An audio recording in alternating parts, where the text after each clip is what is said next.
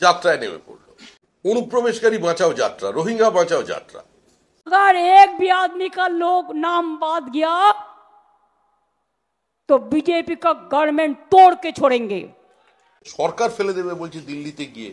এত ক্ষমতাশালী দল বিহারের নির্বাচনে কেন নেই? মঙ্গলবার এসআইআর এর প্রতিবাদে ডক্টর বি আর আম্বেদকরের মূর্তি থেকে ঠাকুরবাড়ি পর্যন্ত মিছিল করেন তৃণমূল কংগ্রেস।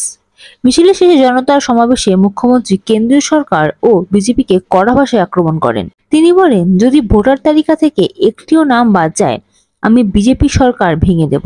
পশ্চিমবঙ্গের মুখ্যমন্ত্রী মমতা বন্দ্যোপাধ্যায় এসআইআর প্রসঙ্গে এই মন্তব্যের পরিপ্রেক্ষিতে রাজ্য বিজেপির সভাপতি শ্রমিক ভট্টাচার্য সরব হলেন। তিনি বলেন, রাজ্যে এই যেন এক নতুন যাত্রাপালা, যার নাম অনুপ্রবেশকারী বাঁচাও, রোহিঙ্গা বাঁচাও। এর পাশাপাশি রাজ্য সরকার তথা তৃণমূল কংগ্রেসকে কটাক্ষ সুরে তিনি বলেন, একটা সরকারের এত ক্ষমতা যে দিল্লিতে গিয়ে সরকার ফেলে দেবে বলছে, সেই সরকার কেন আজ বিহারে নির্বাচনী প্রচারে নেই?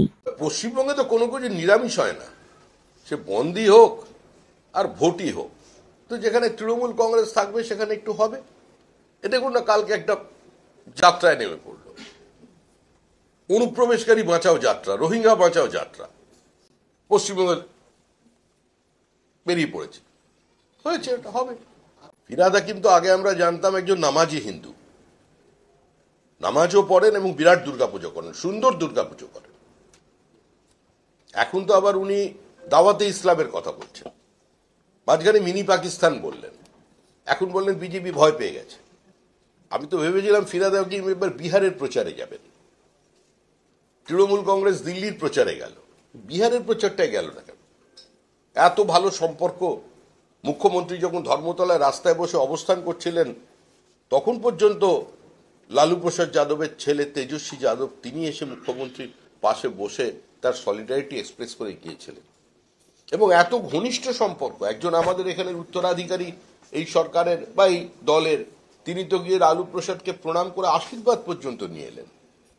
কিন্তু এখন এত বড় একটা বিহারে নির্বাচন হচ্ছে, তৃণমূল কংগ্রেস নেই, যারা বিজেপিকে কথায় কথায় সরিয়ে দিচ্ছে, সরকার ফেলে দেবে বলছে দিল্লিতে গিয়ে। এত ক্ষমতাশালী দল বিহারের নির্বাচনে কেন নেই? ওখানে গিয়ে সর্বভারতীয় দল হিসেবে তাদের একটা দায়িত্ব ছিল, কিছু আসন দিতে পারতেন। সর্বভারতীয় দল তো অংশগ্রহণ করে। আমরা তো পশ্চিমবঙ্গে 1% নিচে ভোট পেয়েছি, 1% ভোট পেয়েছি, 4% ভোট পেয়েছি, কিন্তু আমরা তো প্রতিদ্বন্দ্বিতা করেছি। সর্বভারতীয় দল তো তাই করে, কিন্তু সর্বভারতীয় তৃণমূল কংগ্রেস বিহারে নেই, ভাবলেও কষ্ট হচ্ছে। এটা bureau report, ND Bangla news. সবার আগে সব খবর, সঠিক খবর পেতে ফেসবুক পেজটি ফলো করে এবং ইউটিউব চ্যানেলটি সাবস্ক্রাইব করে রাখুন আর শেয়ার করতে ভুলবেন না।